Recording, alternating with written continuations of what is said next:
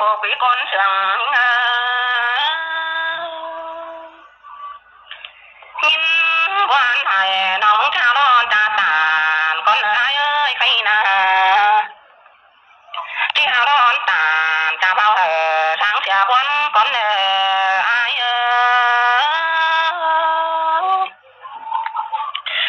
ชอต่อพี่อ้ายเดียว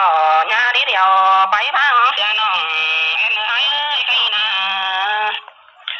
ญาพังเสียละ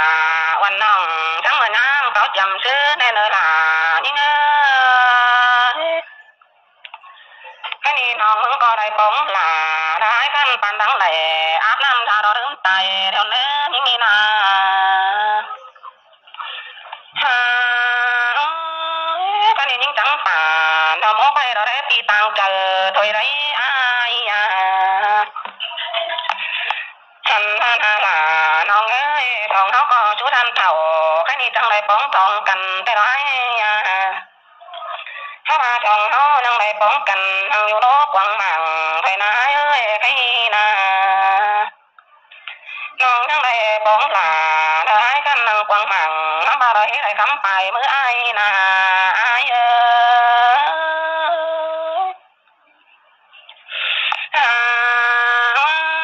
คันนี้น้องมึงนาย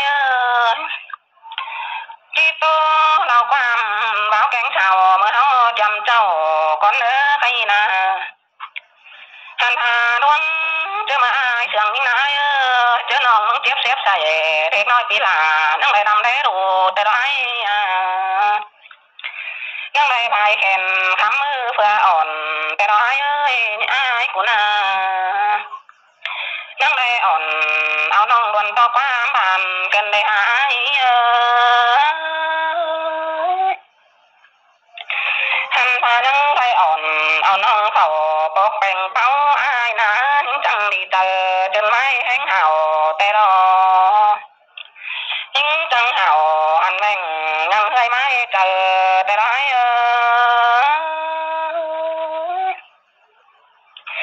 เจอเมื่อน้องไปตั้ง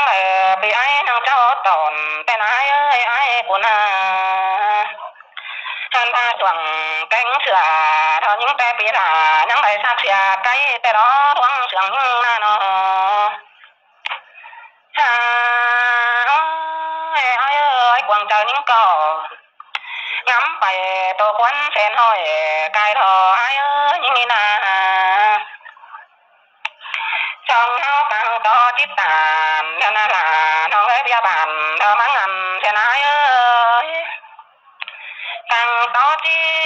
ตเสื่องเธอพยาเมืองเธอมากันเสียนานี่นาฉันพานาล่ะน้องเอ้ยคันนี้พยาเนียโอ้ควันถอยบ่ได้ยามเตียงมานา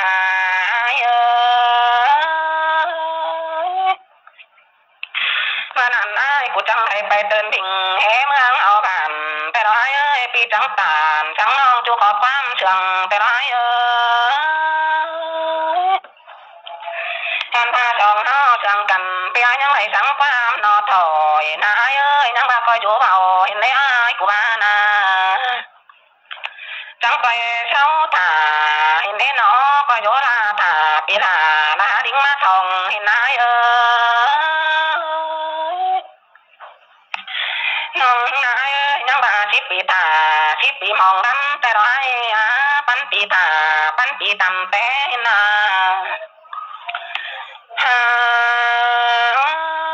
ท้องเฮาจังได้ไปหางกันนายลาที่หัวลายเก่ายังได้ไปลาวันน้องนานาน้องเอ้ยได้ดอกกว่าปีก็แต่ดอกยิ่งนาถ้าว่าเฮิงตามนั้นมานาลาน้องเอ้ยก็บ่ได้เห็นหน้าอ้ายแต่ดอก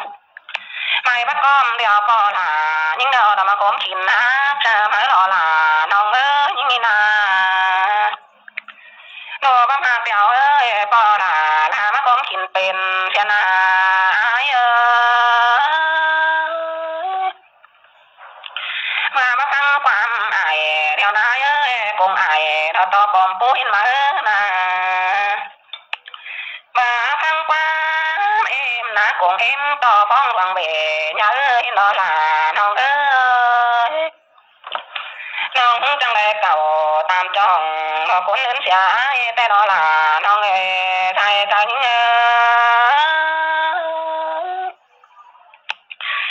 ไอ้ชอต่อปีไอ้ผู้จังก็จะเจอกว่างเพิ่งเถื่อแทนไอ้ใครนะจังก็จะเจอดีเพิ่งเถื่อเอาน้องเป็นไอ้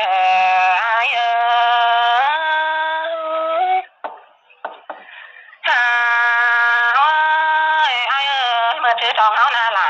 น้องยังเสื่องกันก็ช่างไม่ความแต่ดอน้อเจ้ากันเดียวก็หาเจ้าไม่ถอยแต่ดอปีจองเฮานี่นามาก็คือที่บ้านนอล่ะน้องยิ่งก็ยินปานใจกวางใจหอยปองแต่ดอยิ่งนี่นาช่องเฮาช่องเชื่องกันเฮ็ดชื่อระเจนหน้ากันได้อาญาให้นาจังที่ได้เห็นหลาหลายคันผู้เป็นคนเชื่องยิ่งบันแล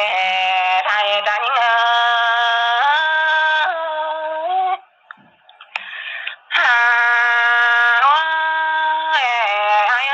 โตไปได้เติมบ่อ่านใจเกินแน่นี่นาอันพานางเอาล่ะวันน้องมันยังทางไปหลังเป้งแต่รอล่ะยิ่งอันพาช่องเฮานาล่ะน้องมาเอิ้นไหลช่องป้อมเฮาจังค่อยโตกันได้นาย